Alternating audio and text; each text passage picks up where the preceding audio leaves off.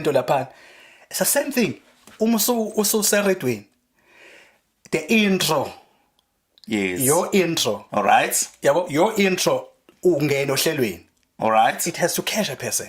Kumele ahlale la ukuthi le link yokuqala emsakazi iyona ebalekile. Lento link yokuqala ibalekile ukuthi umuntu ahlale nawe trust ahambe. Mangabe sifunda izindaba ngoba ukufunda izindaba isiphi isitori ozoqala ngaso.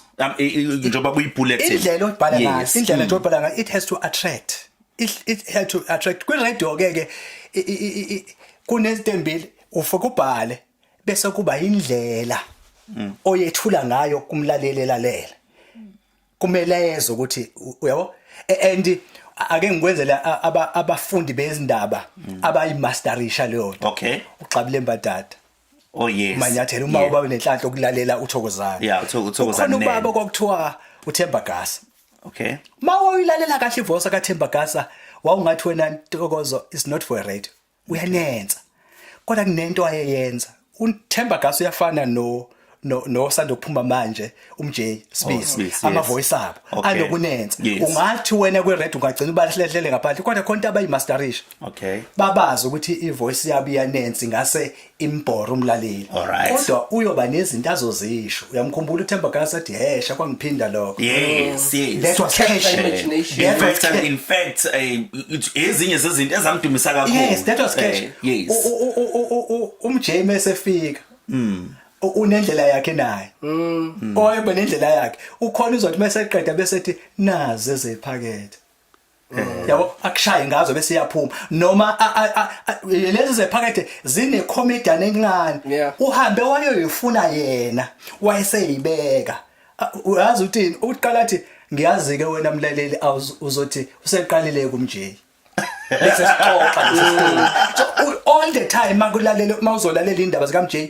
uyakufuna ukuze ukuthi engazizophetha thini uphela uzophetha thini it's how I radio ke it goes even noma usuyi on air present you must know ukuthi ngigudi yini mangithula amahlaya ngiwabeka kanjani ecomedy yatho ngibeka kanjani icomedy kusonto ukuthi kodwa icomedy yami kwilink yami it has to be relevant to what into engizoyithula mhlawumbe uzobeka itopic but uzoyiqala ngecomedy yabo ngikwenze isibonelo nje uma ngikhuluma nomlaleli ekhaya mhlawumbe ngithula udaba sizokhuluma ngani sizokhuluma ngeside chick yes side chick sikhuluma ngokuthi imizi eminingi imiswe obani laba bakhona abantu abamisa imizi abasemaceleni yabo okufanele usicreate a story but mhlawumbe uyenze ibe comedy lento before ungene kwi story uqale ngayo nje ngathi uyi actor lento so umuntu mayilalele uyeza ukuthi hello hey comrade njani ngiyaphila sila sami hayi no comrade hayi right umhlangano izolo kusho ukuthi uhlehlile comrade uhlehlile kodwa uzoba sendawo ngesame sikhathi yabo bese ngibuyela kumlaleli indoda ibanjwe ucingo la nkosikazi la manje uyafona usisi manje sibambani izinto lo sengo comrade manini manje hayi comrade njalo inqumo zithathiwe yabo so kuyima ungena musuzobuza ukuthi into angayilwela usisi osemshadweni njengamanje uzolela ukuthi uyachithelwa umyeni kodwa usisi menga confronta le ntombazane izomtshela iqiniso ukulalela la do you know ukuthi imoto hamba ngayo ikhokheloba do you know ukuthi itenda leni itholile nomyeni wakho lo wena usuhamba ukhwahaza ucathi zonke izinto ezi right ukuthi ubani wenza ofacilitator lezo zinto yethu maningi angisho ukuthi topic ungathi kuningi ufuna ukusitshela khona so intokozo ilokhuzana ke izinto zami ke when it comes to content nama show engikwenzayo okhozeni ngifika nganikezwe show yokuqala uBhodloza zengilanda wanginikeza talk show wafuna ngivuselele uhlelo kwakuthiwa uphumela eshashalazini ukhumbula kahle sabanye abantu abanjengo Alex Msiyane Dande umthole umthole as well yes so ngafika ngalenza uhlelo lami lokuqala ukhozeni ngafika ngalenza and ngifika Ntokozo ngenza the same thing engangenza kuona wonke ama radio station ngifika kwabe ngazi ukuthi kade ngafika Before singene Okhosini, I've got a question. Umbuzo esikubuze wona was around i-newspaper. Yes. Into okubuze ukuthi umuntu omusha ngama-advisor kanjani ukuthi akazi ukuba nezitori. But no, I don't want you to go back to it. Yeah. But I'm looking at your answers that the question will be maybe more along newspaper. Yeah. But it always overlaps to e-radio and your approach to e-radio. Yes. So how does your experience with newspaper impact or affect your on-air personality or your approach to e-radio? Yes. Ngizothi kwangisiza ukuthi umuntu abe intatheli. Ngoba lokho kwenza ukuthi uma usofika emsakazweni uzokhumbula intokozo ukuthi abo producer bebengekho. Yeah. Mina ukusho nje mhlambe mancane ama show engingasebenza nobo producer. And mangisebenza nabo producer lalela but ngesuke ngicruise. Mangisebenza nabo producer ngisuke ngicruise mangenza show. Ngoba usebenza wedwa. Umsebenzi omningi asuke ngenzele wona, umningi asuke ngenzele kona. Mina okwami kuncane ngisuke ngizokwenza to add kulento asuke engenzele yona ngoba ngithumele script ase ngenza research about it. So ngiyacruise. Yeah. Akufani ke manje makuthiwa ngesikhathi ufika nje producer we producer from DYR who's producer everything even nama talk shows because ufanele ngenze research about the topic engizoyikhuluma before ngiyipresenta to the program manager I approve ngizitholela ama guest ami yayizwa ngiyihlanganise nje ishow ngipackage yonke ishow as a producer bese ngibuye ngizoyipresenta namanje to the show that I'm doing ikhaya lokhozi manje ngiyayiproducer yabo kulula ngifika kwishow sengicruise ngoba kade ngihlanganisa kade ngayiqala lento so mangisebenza no producer manje kuvele kube mnandi kakhulu yabo ngivele kube sekhaya yabo kodwa ingilekelele kakhulu ke into yomntatheli ngoba each and every time when ngenza ngizo produce kumele ngi-apply lento yomntatheli yokuthi fanele istory sibe balanced yonke into kune trend ingcabantu ku radio bese nike nayibona into na TV bese beyithanda lento yama reality shows. Yes. I'm one of the person Togozo deals with izinto zama relationships noma nayiphi topic. Yes. Emntathelini you need to balance. Yes. Emntathelini I must not listen to untokozo kuphela. Yes. I must also listen to a person okhononda ngontokozo. Yes. Now uma intokozo ngizokudedela uzokhuluma about your failure yomshado wakho. Yeah. Ngingeke ngithole respond from unkosikazi wakho. What is it? Asibalansile story. See one sided. And iqiniso lithi no matter what juice are you going to give me? But I balance that juice. And also angizokwazi ukunikeza unkosikazi wakhe fair balance. Because choice yakhe ithi sometimes yena usemove on akasafuni lutho ohlanganisa nalento wena osamkhulumisa yona. Mhlawumbe nafuthi nento ye-public akayifuni. Uma sesozwa ngabantu mfowethu story sekuthiwa kuzwakala untokozo ekhuluma. Uyabona ukwenzekani? Akuthinteki yena kuphela sekuthinteka abantu abaningi abantu abazwana naye umsebenzi wakhe bonke abantu abakhuluma ngalento. How are you going to fix that? By entertaining abantu abambalwa ababalaleli bakho. Ngokuthi wena uthola content kumuntu ovulnerable odinga counseling. Awubanje udecide ukuthi azoba la kuwe akhale kuwe kumlaleleke esho yonke ezinye izinto and there's a lot of other questions azosale ngaphenduliwe okufana uyambuza wona. Listen to ikhaya lokhozi. I will put a topic and ngithi kuwe ngene ube anonymous. Uma ungena anonymous ungasazi istory sakho Ntokozo will tell me your story but mina will always ngimela lo ngekho. Okay. I will always mela lo ngekho. There's so many questions because mangizokubuza ungixoxa istory sakho ngizowenzela umzekelo nje ngestory umlalela ngene sikhuluma ngeissue yabo baba bangekho present enganeni zabo. Okay. Ithi lensizwa emshengu nami ingane zami ezo3 umama wakhona akafuni uhamba nazo wa Eastern Cape. Okay. Akafuni ngiyibone ingane zami. Right. Ngithi mina ingane zakho ihlano bani athi ihlano gogwazo uma uyingane kuphi athi ukesegoli. Ngithi mina ukuvimba kanjani mama osegoli ukuthi obheka ingane zakho Eastern Cape. Okay. Athi hayi akithi wavela uhamba nazo ngithi mina kwakufanele enze njani. manihlukana ukuze ingane survive kwafanele izinjani ake sishintsheke le bhuti mina ngithi kuwe useke waya eEastern Cape wajahwa kade uthi uzobheka ingane zakho athi cha ngithi pho uhlaleleni ubona ukuthi uyizale eredweni yeah uzothi izingane zakho uaccuse umuntu osegoli uthi ukuvimbela izingane zakho kodwa wena usho kimi uthi Mshengu ngaya eEastern Cape ngajahwa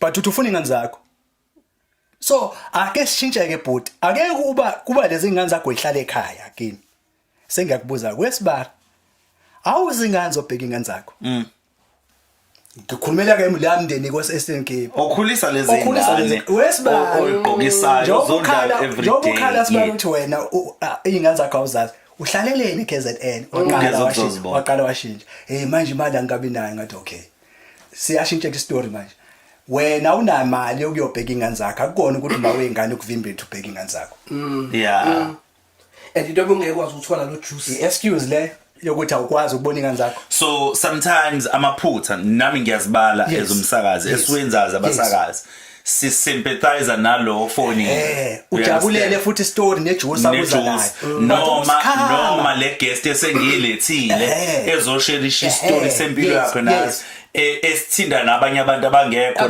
mase ngisympathize nalo la estudio bese usympathize nalo bese ungabuza imbuzo critical awubangambuza yona yena naye imsize futhi ngoba uyayigwema le your fumbling yakhe yabo umbuzo umuntu othi awube leqiniso to yourself iziphele relationship yakho nalomuntu yini wena wayenza what when you contributed to ukuthi relationship iphela be honest akwazi ukuthi yonke into ibingaliwe yakuphela uyena nje vele wathi I'm ending this now akukwazi wena wingelusi masumlalela uzozo hayi mfowethu khona phela sake sabanga yabo uyahlehla manje yabo manje uyahlehla bese uyifuna ukuthi ngiyithathe mina ngithi ake simiyeke lo muntu wesifazane ikakhulu bengikhulana bethu besilisa bayibathi ngibheka kakhulu abantu besifazane ngithi mina ake sithathekele ake ube ubhuti wakhe ke manje lo muntu obuthandana naye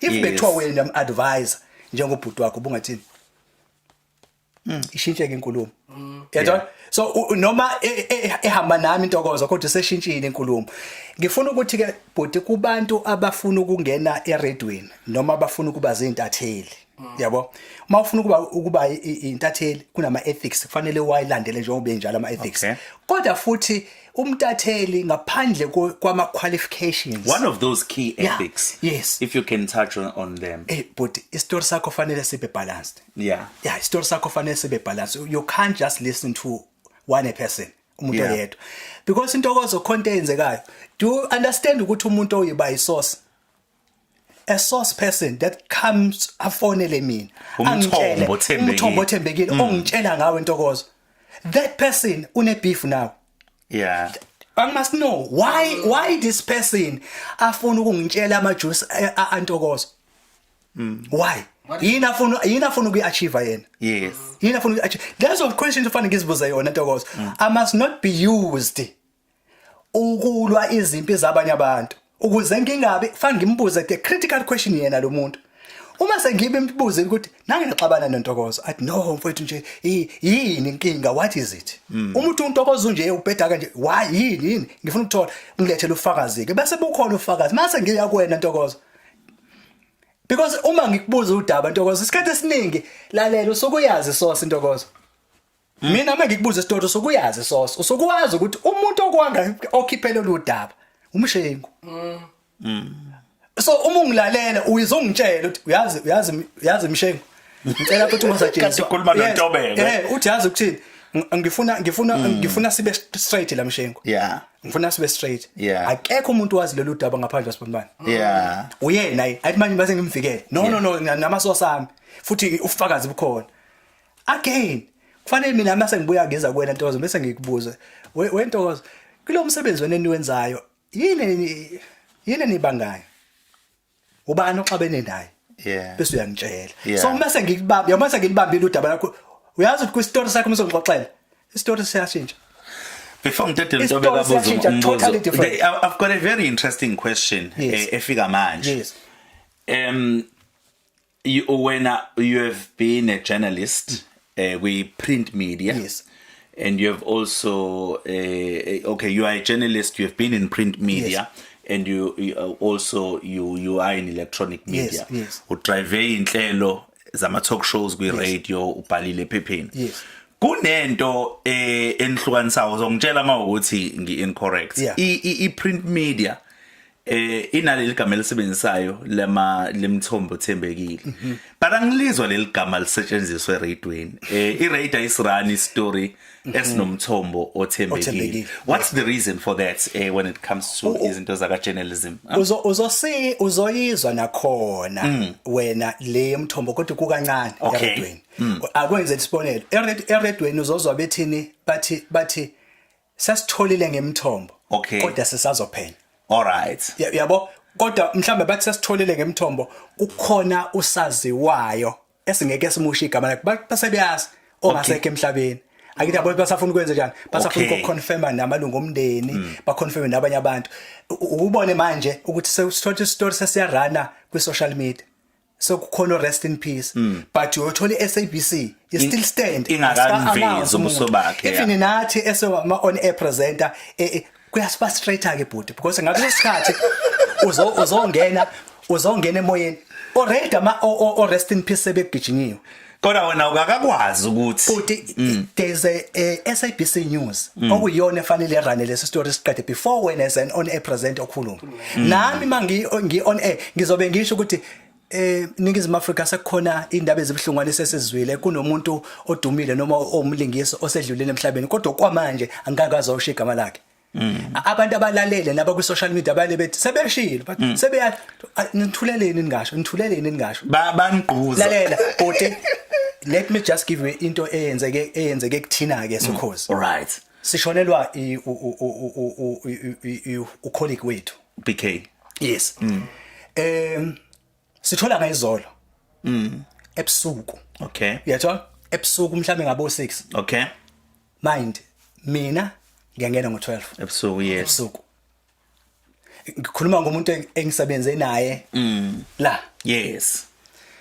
Mangifika ngizoshaya show how do I do my show ignoring into ka BK when is social media isigijimile igcwele ku social media sifaka ithombe zakhe thina sayibambile we waiting for i-management yethu i-announce i-confirm ngakusasa ekseni ku breakfast show sesibreakethini story. Do you understand? So when I run, so you need to be creative, Ntokozo. To be creative under those circumstances. Be creative. Do you know what I've done? All right. Mina ngivula ishow yami ngivula ngomthandazo. Yeah. So what I've done, I opened the show with 2 songs yegospel. Okay. Ngifaka umageja sikhuleke. Mayiqeda umageja I've went to kuzana ama files ethu.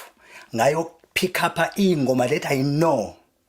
I pick up uSifiso Ncwane ehambisana khona umunye uMaskanda ehambisana naye and the song is relevant to what in the situation. Do you understand? And another song I think ukuthi ngayidlala zaba back to back lezo ngoma 4 songs. Akekho kumlaleli ongayizwanga ukuthi sengikhalile. Usuqhubeka nohlelo. Yes. I never said anything, but uma ngena my links after those songs ama links ami athi kungenzeka kusasa I will be no more. Yeah. Ngoba wonke umuntu ophilayo at the back une expire date. Mayifiki expire date konje uyongikhumbula ngani. So let's do the show. Show goes on. Yathola? So umlaleli ekhaya I never said anything but umlaleli uzwela ukuthi imood yami kephi. So lokuphuma ngena even the voice lokuphuma ngena kulezi ngoma sengikhamba ngithi uze ngibuyele kwishow yami kumgqiqo weshow yami ukugade kufanele ngibagade futhi abalaleli bangaputshuki badlule semoyeni kwishow yami or rest in peace. Baphume kwi content esihamba ngayo. Yeah, kufanele bayibambe kwi content kodwa bangaphumi kuyona lento. Yes. Yeah.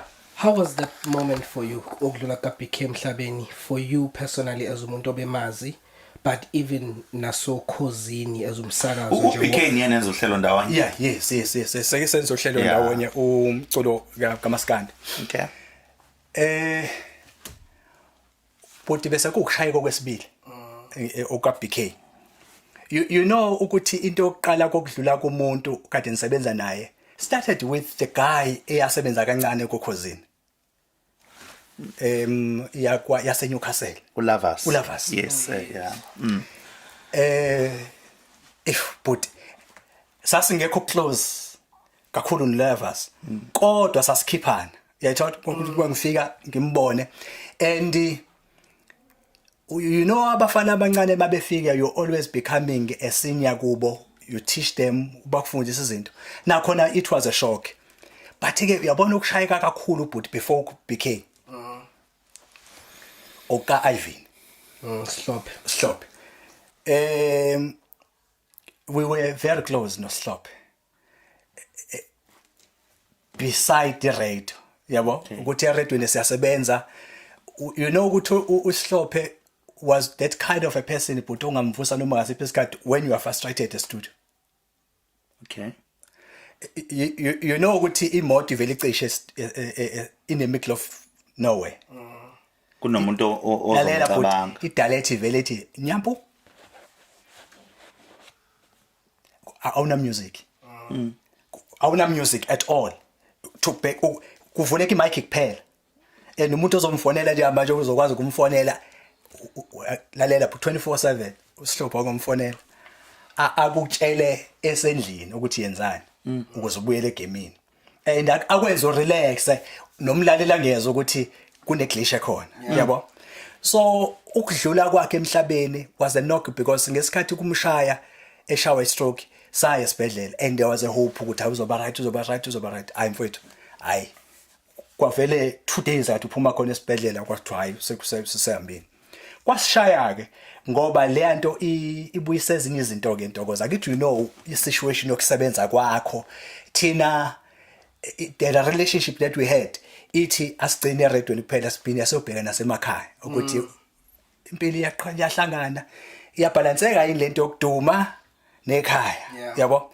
So uyabona ukuthi usukwazi ukuthi Ntokoza if kwenzeka ukuthi kwesibanibani it's a big knock yabo nasemndeni yeah so ubheka ke ubhekene audience njalo nabalale sibalale kunamahlazo ofuna uwaqibe yabo nshoyo. So kuthi amasa kwenza ku BK but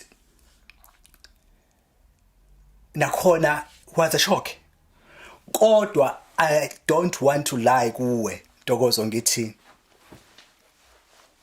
kwakuyinto engalindelekile ukuthi ngase kumthathe kodwa bese kumhluphe kakhulu ukugula uBK.